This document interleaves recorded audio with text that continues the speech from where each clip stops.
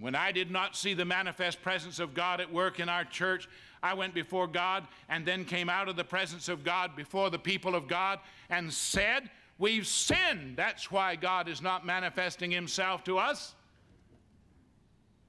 And when we repented of our sin, God began to do mighty works.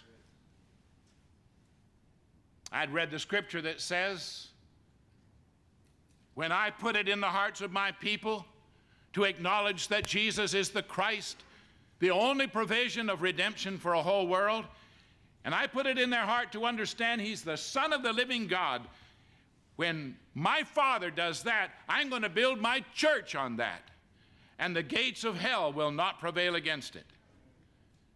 Now, as a pastor, every 3 months, I'd go alone with God and ask the question, where are the gates of hell coming down around our church?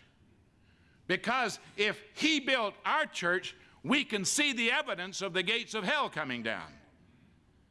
And if the gates of hell are not coming down, either he didn't build that church or we're a long ways away from him, and the first order of business is to return to him with all of our heart and to do it corporately. And we did. And as you remember, out of that time in Saskatoon, God did a work in my heart. What happens when God comes face to face with a pastor? And the pastor happens to be me. I felt like Samuel. Oh God, if you don't hear my prayer, your people cannot survive. They cannot survive in their sin and be blessed. God, who is sufficient for such a thing as this? And Paul's answer was, God is our sufficiency. He makes me a sufficient minister of the new covenant. I knew that.